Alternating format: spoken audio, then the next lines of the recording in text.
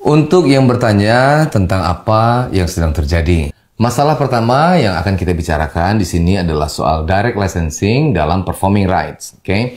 Sebelum kita masuk lebih dalam, perlu kita perhatikan bahwa hak ekonomi pencipta dan hak ekonomi yang menampilkan itu adalah dua hal yang berbeda. Dan itu diatur dalam Undang-Undang Hak Cipta yang dikeluarkan pemerintah nomor 28 tahun 2014. Jadi, di dalam sini bukan hanya tentang pencipta lagu saja, tapi juga tentang seluruh pelaku dalam pelaksanaan hak cipta. Oke, sekarang kita masuk ke pasal yang sedang dipertentangkan. Di bab 2 tentang hak cipta, menjelaskan tentang hak ekonomi pencipta atau pemegang hak cipta. Pasal 9 ayat 3, setiap orang yang tanpa izin pencipta atau pemegang hak cipta dilarang melakukan penggandaan dan atau penggunaan secara komersial ciptaan. Lalu di bab 3 tentang hak terkait, paragraf 1 menjelaskan tentang hak ekonomi pelaku pertunjukan.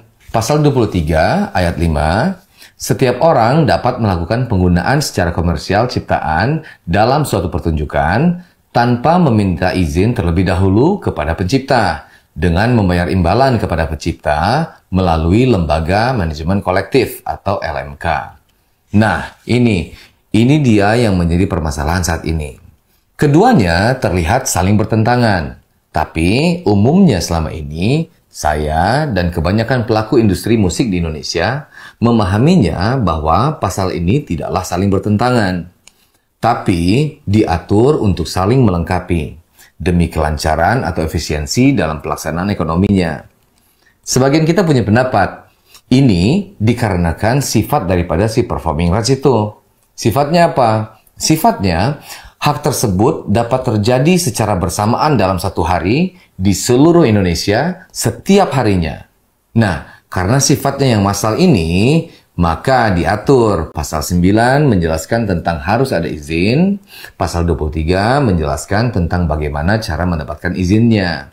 Jadi, selama ini sudah umum bagi para penyanyi untuk menyanyikan langsung sebuah lagu, lalu pembayaran kepada pencipta seperti yang sudah diatur di pasal 23, yaitu melalui LMK. Apalagi untuk para penyanyi original atau penyanyi yang pertama kali menyanyikan lagu itu, yang memang lagu itu pertama kali terdengar ke publik melalui suara mereka. Sudah terbiasa bagi mereka untuk melaksanakan mekanisme pasal 23 itu. Saya berasumsi direct licensing ini muncul atas dasar kekecewaan para pencipta lagu kepada LMK yang berfungsi melaksanakan hak ekonomi mereka. Dari mulai laporan yang dirasa kurang detail sampai ke mekanisme yang dirasa masih primitif, tidak digital, tidak mudah, dan sebagainya. Dan ini bukan hanya dirasakan oleh para pencipta lagu saja, tapi juga elemen lain seperti para promotor pertunjukan. Saya rasa dari sinilah muncul inisiatif untuk direct licensing yang dicontohkan sekarang, atau izin disepakati dan ditransaksikan langsung dengan pencipta lagu tanpa masuk dalam mekanisme LMK atas dasar kekecewaan dan ketidakpercayaan terhadap LMK. Menurut saya, direct licensing itu adalah hak individu. Hanya saja, ini tidak umum untuk banyak pelaku industri musik di Indonesia. Dan yang paling penting, direct licensing belum diatur mekanismenya dalam Undang-Undang Hak Cipta. Outputnya belum diuji. Bagaimana efisiensinya dalam pelaksanaan, hingga bagaimana kerjasama yang adil untuk pihak pencipta dan pengguna. Termasuk tarifnya. Dan jangan lupa juga soal pelaksanaan pajaknya. Karena royalti itu termasuk kena pajak. Selama ini, mekanisme melalui LMK sudah mencakup sampai aturan pajaknya. Dan satu lagi yang menurut saya cukup penting, direct licensing terhadap penyanyi original. Alangkah baiknya apabila direct licensing sudah disepakati dari awal kerjasama antara penyanyi dan pencipta, bukan secara tiba-tiba di tengah-tengah setelah lagunya populer. Karena saat negosiasi tentang harga di tengah-tengah, satu pihak mempunyai kuasa mutlak, yaitu pencipta lagu. Jadi, negosiasi itu akan cenderung sepihak. Nah, sekarang kita masuk ke masalah yang nomor 2.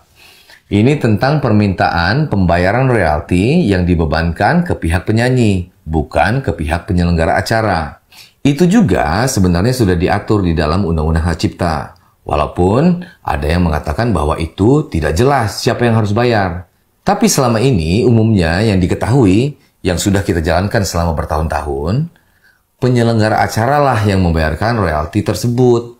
Nah, aturan ini juga yang umum dipraktekkan di industri musik di seluruh dunia. Tapi dari semua hal tadi yang diributkan, kita, pelaku industri musik ini, bukanlah yang berwenang menetapkan peraturan.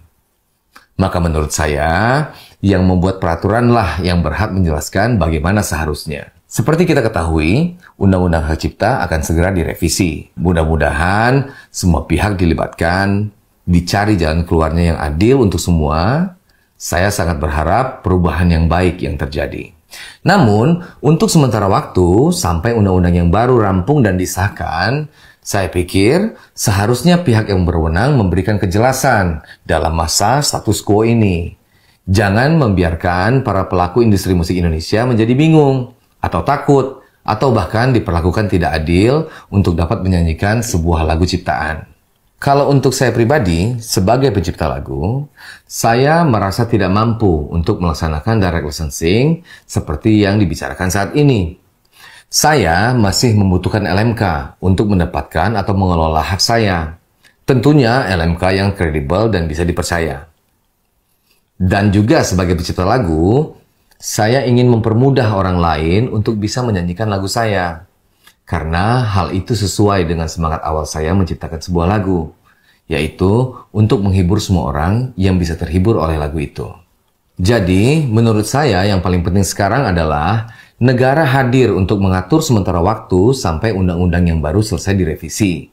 Dan LMK harus secepatnya memperbaiki kinerjanya.